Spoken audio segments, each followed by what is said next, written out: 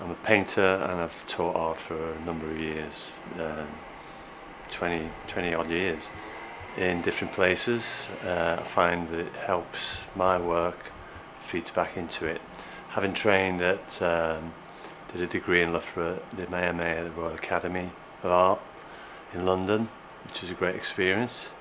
So it taught me a lot really in terms of traditional skills which apply to more personal individual ideas, which some of the work here is related to. I like paint itself, oil paint. I like the stuff of paint, and been working on paintings of London recently, sort of first-hand studies, trying to capture atmosphere, mood, light in situ. I like that spontaneity and the feeling of the paint as it changes, as the landscape changes. I think it gives it an excitement. You get a lot of accidents that happen, so it's more about the process really. The process itself becomes the subject of the work, and quite a lot of those things either get developed into studio paintings like these things here of London, which aren't finished, which will go towards an exhibition I exhibit in London and in regional galleries as well. And so there might be a theme, there might be sort of London Bridge as a theme, or it might be more ephemeral ideas, more studio based ideas like these bigger ones here, which have to do more with the human condition, more the sort of visual metaphors for human behaviour, what we do as a society, our fears, all our more kind of emotional instincts and emotions that we have, translated into a visual format. There's a lot of these beach images I've done. This is one of them, which are related to, because a beach is like a stage in a way, like a theatre. I'm quite interested in theatre. I've had residencies in theatres and done some work in those. Again, I like the lighting that creates a mood, and the beach is very good for that, because you can create your own scenarios.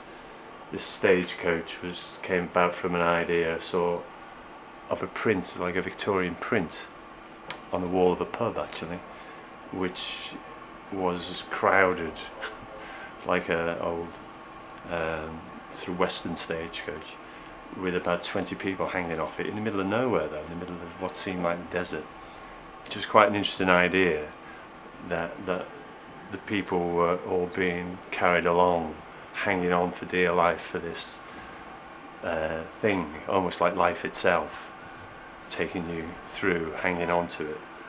So as a visual sort of idea for that came this thing about these horses out of control, with these two quite anonymous figures who are like symbols of society, of anyone really, that are trying to control this thing, but they've got no chance of controlling it, so you're not quite sure where it's going to go.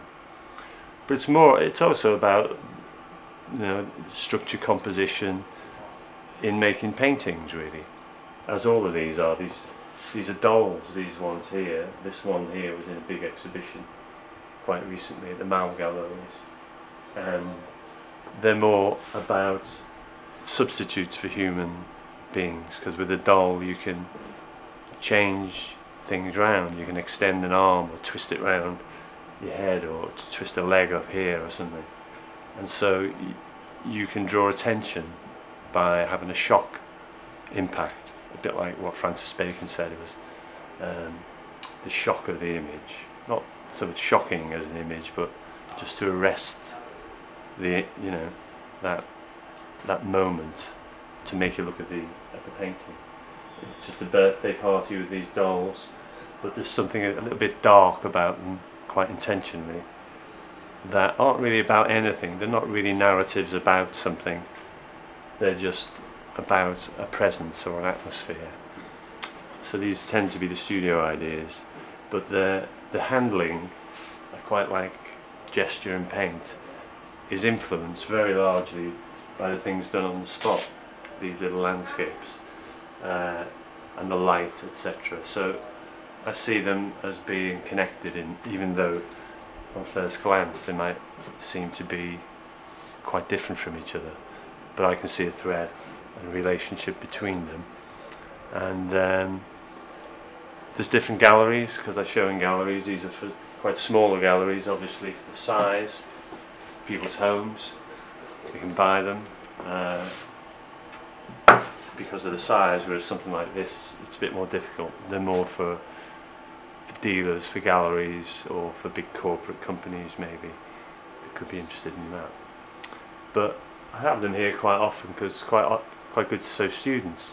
I think it's good that students can see what you do, that you're a practitioner and are just further down the line than they are, really. And so you're involved with the same problems that they do and can point things out as they're here, like a teaching aid, whether it's a colour relationship, a technique, paint handling, something to do with composition or structure.